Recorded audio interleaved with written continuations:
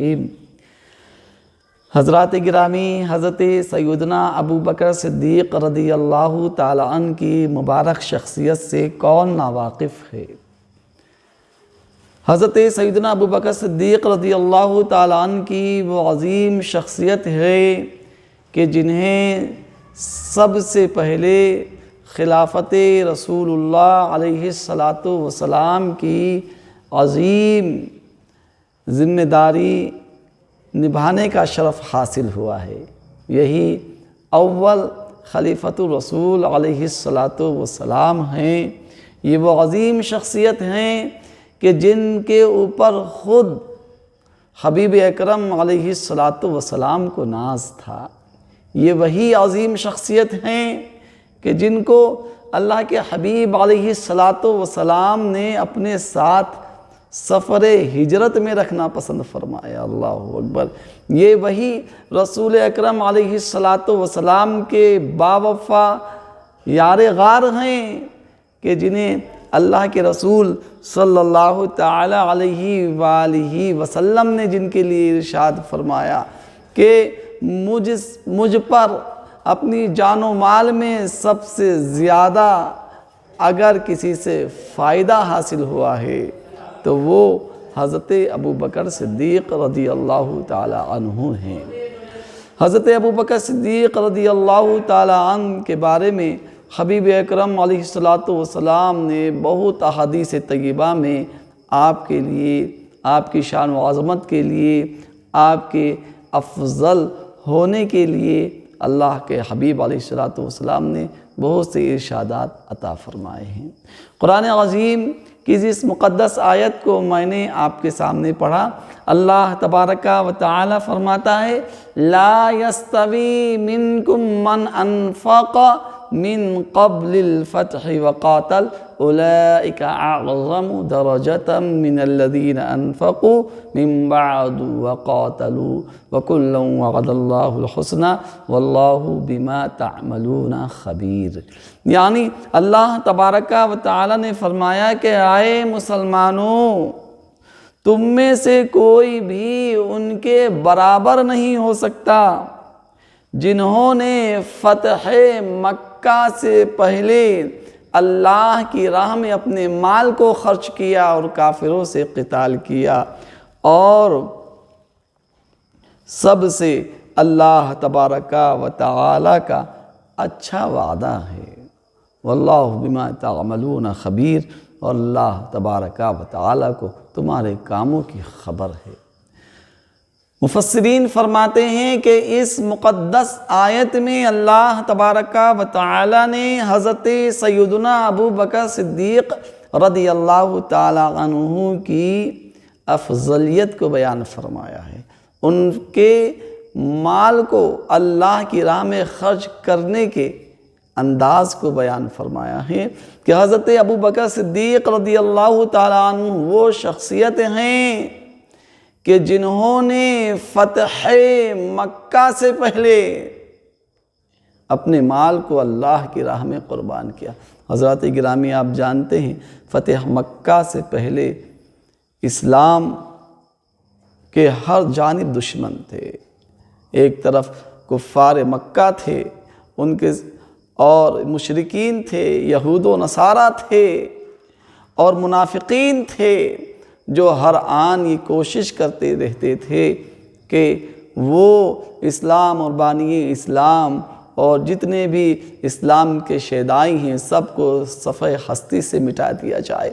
لیکن اللہ اکبر، حضرت سیدنا ابو بکر صدیق رضی اللہ تعالی عنہ ہیں کہ جب سے وہ ایمان لے کر آئیں تب سے حضرت سیدنا ابو بکر صدیق رضی اللہ تعالیٰ عنہ نے وہ ایثار و قربانی کا ایک عظیم مثال پیش کی ہے کہ اللہ اکبر، کہ اللہ تبارک و تعالی کے رسول صلی اللہ تعالی علیہ وآلہ وسلم نے فرمایا کہ میں اگر کسی کو خلیل بناتا تو ابو بکر کو بناتا،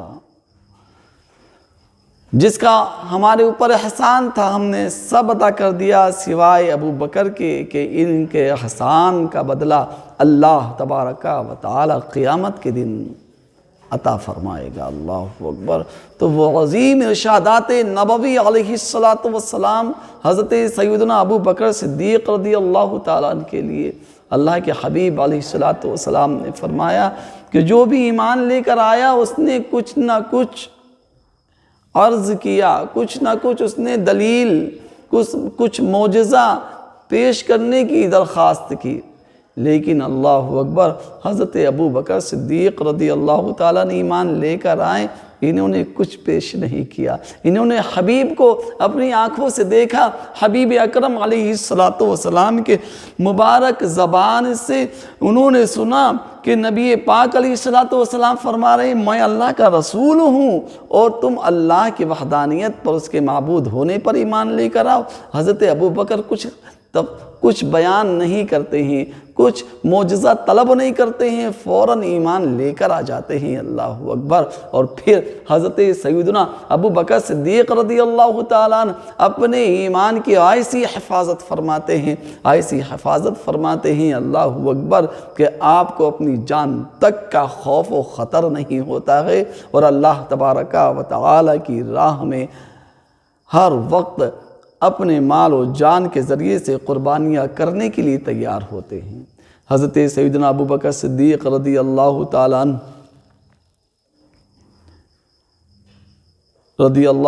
عنہ ایک مرتبہ جب ابتدائے اسلام کا زمانہ تھا، لوگ ایمان لے کر آ رہے تھے، اور حضرت ابو بکر صدیق رضی اللہ تعالیٰ عنہ کی افضلیت یہ بھی ہے کہ آپ مردوں میں سب سے پہلے ایمان لے کر آئے ہیں، سب سے پہلے مردوں میں ایمان لے کر آئے۔ تو وہ حضرت ابو بکر صدیق رضی اللہ تعالیٰ نے خواتین میں حضرت ام المؤمنین حضرت سیدتنا خدیجۃ الکبریٰ رضی اللہ تعالیٰ عنہ ہیں، اور بچوں میں حضرت مولا علی کرم اللہ تعالی وجہہ الکریم ہیں، اور غلاموں میں حضرت سیدنا بلال رضی اللہ تعالیٰ عنہ ہیں۔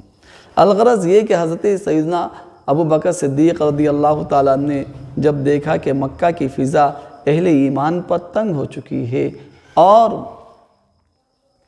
وہ اپنے ایمان کی حفاظت نہیں کر پا رہے ہیں، اور ان کو طرح طرح سے ان کو پریشان کیا جاتا ہے، ان کو سزائیں دی جاتی ہیں، حضرت ابو بکر صدیق رضی اللہ تعالیٰ مکہ کو چھوڑ رہے ہیں کہ راستے میں ابن الدغنہ جو اپنی قوم کا سردار تھا وہ ملتا ہے، اور حضرت سیدنا ابو بکر صدیق رضی اللہ تعالیٰ عنہ سے کہتا ہے کہ اے ابو بکر تم کہاں جا رہے ہو؟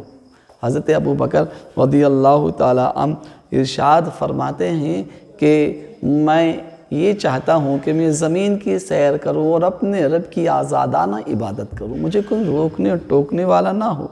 اللہ اکبر۔ تو ابن دغنہ اگرچہ یہ ایمان والا نہیں تھا، کہنے لگا کہ اے ابو بکر تم جیسے عظیم شخصیات کے جو حامل لوگ ہیں ان کو مکہ کو نہیں چھوڑنا چاہیے، تم تو وہ ہو جو غریبوں کی مدد کرتے ہو اور جو اہل قرابت کو ملاتے ہو، ان کے ساتھ رشتہ داروں کے ساتھ اچھا سلوک کرتے ہو، اور جو ہے مجبور و بے سہارا لوگوں کے بوجھ کو تم ڈھوتے ہو اور مہمان کی مہمان نوازی کرتے ہو، تم کو ایسا نہیں کرنا چاہیے۔ آؤ میں تمہارا ذمہ لیتا ہوں، تم جیسے چاہو اپنے رب کی عبادت کرو اور میرے ساتھ لوٹ کر مکہ چلو۔ اللہ اکبر۔ حضرت سیدنا ابو بکر صدیق رضی اللہ تعالی عنہ لوٹ کر مکہ مکرمہ اپنے گھر تشریف لے کر آتے ہیں، اور ابن دغنہ کفار کے سرداروں کے پاس جاتا ہے اور کہتا ہے کہ یہ ابو بکر ہیں اور میں نے ان کے اپنا ذمہ دیا ہے، اب ان کو کوئی کچھ نہیں کہہ سکتا، یہ جیسے چاہیں عبادت کریں۔ کفار مکہ کہتے ہیں کہ ٹھیک ہے، تم اپنے بلبوتے ان کو لے کر آ گئے ہو، اپنے عہد پر ان کو لے کر آ گئے ہو، لیکن ہماری ایک شرط یہ ہے کہ یہ عبادت کریں اپنے رب کی جیسے چاہیں، لیکن یہ اپنے گھر میں ہی کریں، اس کا اعلان نہ کریں۔ اللہ اکبر۔ حضرت سیدنا ابو بکر صدیق رضی اللہ تعالی عنہ سے ابن دغنہ کہتا ہے کہ معاملہ یہ ہے کہ تم جیسے چاہو عبادت کرو، لیکن اعلانیہ طور پر مت کرنا، اپنے گھر میں ہی کرو۔ اللہ اکبر۔ حضرت ابو بکر صدیق رضی اللہ تعالیٰ عنہ اللہ کی عبادت اپنے گھر میں کرنے لگے، لیکن جو جوش ایمانی، جو محب حبیب علیہ السلام حضرت ابو بکر صدیق رضی اللہ تعالیٰ عنہ کو تھا، وہ کب اس بات پر صبر کر سکتے تھے کہ اپنے رب کا نام اعلانیہ طور پر نہ لیتے؟ آپ نے اپنے گھر کے باہر آنگن میں ایک مسجد بنا لی اور وہاں تلاوت قرآن کرتے، وہاں نماز پڑھتے، اور جو ہے تلاوت قرآن عظیم کو جہر کے ساتھ کرتے، بلند آواز سے بیان فرماتے، تلاوت کرتے۔ تو کفار کے جو بچے تھے، ان کی جو عورتیں تھیں، وہ سب کھڑے ہو جاتے اور حضرت ابو بکر کی تلاوت کو سنتے۔ حضرت ابو بکر رضی اللہ تعالیٰ عنہ جب تلاوت قرآن عظیم فرماتے تو آپ کی آنکھوں سے آنسو کی جھری جاری ہو جاتی۔ اللہ اکبر۔ جنہیں دیکھ کر کفار کے بچے اور عورتیں جو ہے حیرت کرتے۔ تو جب کفار میں یہ بات پہنچی تو انہوں نے ابن دغنہ سے کہا کہ دیکھو، ہم نے پہلے کہا تھا کہ اعلانیہ طور پہ نہ کہیں، حتیٰ کہ ابن دغنہ آتا ہے، وہ کہتا ہے کہ اے ابو بکر، یا تو تم ویسے ہی کرو جیسا کہ ہم نے آپ سے کہا تھا، یا ہمارا عہد ہمیں واپس کر دو۔ حضرت ابو بکر رضی اللہ تعالیٰ عنہ فرماتے ہیں کہ میں تیرے عہد کو، تیرے وعدے کو تجھے واپس کرتا ہوں، اور میں اللہ تبارک و تعالیٰ کی قربت کو پسند کرتا ہوں۔ اور پھر آپ نے جیسا چاہا ویسے اپنے رب کی عبادت اور ریاضت کرنا شروع کی۔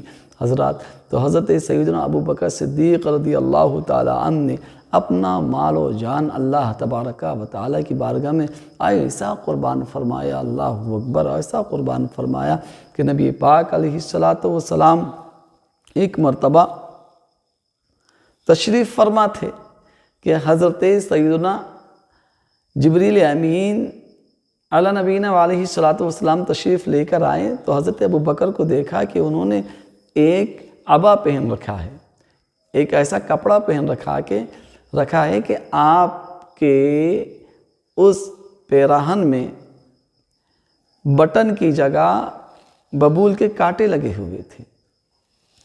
تو حضرت جبریل امین علیہ السلام نے عرض کیا، یا رسول اللہ علیہ السلام، یہ ابو بکر نے کیا حالت بنائی ہے؟ نبی پاک علیہ السلام نے ارشاد فرمایا، جبریل، یہ وہ ہیں کہ جنہوں نے اپنا سارا مال اللہ کی راہ میں قربان کر دیا ہے۔ حضرت جبریل امین علیہ السلام عرض کرتے ہیں، یا رسول اللہ علیہ السلام، اللہ تبارک و تعالی ان کو سلام فرماتا ہے اور ارشاد فرماتا ہے کہ آپ ان سے پوچھئے کہ کیا یہ اپنے رب سے اس حالت میں راضی ہیں؟ اللہ اکبر۔ حضرت نبی پاک علیہ السلام نے پوچھا حضرت ابو بکر سے کہ اے ابو بکر، اللہ آپ کو سلام فرماتا ہے اور پوچھتا ہے کیا تم اس فقر و فاقے کی حالت میں، اس درویشانہ حالت میں اللہ تبارک و تعالیٰ سے راضی ہیں؟ اللہ اکبر۔ حضرت ابو بکر صدیق رضی اللہ تعالیٰ عنہ کی آنکھوں سے آنسو جاری ہو جاتے ہیں اور رونے لگ جاتے ہیں اور فرماتے ہیں، میں اپنے رب سے راضی ہوں، میں اپنے رب سے راضی ہوں، میں اپنے رب سے راضی ہوں۔ اللہ اکبر۔ تو حضرات گرامی، ہمیں چاہیے کہ ہمارا دلوں کے اندر بھی ایسا ہی ایمان ہو۔ اللہ اکبر۔ اللہ حضرت ابو بکر کی صداقت کا صدقہ ہمیں عطا فرمائے۔ حضرت ابو بکر کی قربانیوں سے اللہ تبارک و تعالی ہمارے ایمان کو جلا عطا فرمائے۔ اللہ اکبر۔ ہم سب کچھ برداشت کر لیں، لیکن نبی پاک علیہ السلام کے اوپر اگر کوئی گستاخی کرتا ہے، یہ چیز ہمیں برداشت نہیں ہونی چاہیے۔ اسلام کے خلاف، قرآن عظیم کے خلاف ہمیں کسی کی بات نہیں ماننی چاہیے، بلکہ ہم سب کچھ قربان کر سکتے ہیں، لیکن اپنے ایمان کو ہم اللہ تبارک و تعالی کی بارگاہ میں ایسا پیش کریں کہ ہم ایمان میں ذرہ برابر بھی کمی نہیں آنے دیں گے۔ انشاءاللہ العزیز جب یہ حالات ہوں گے تو رب تبارک و تعالی کی جانب سے رحمت و فضل ہوگا اور اللہ تبارک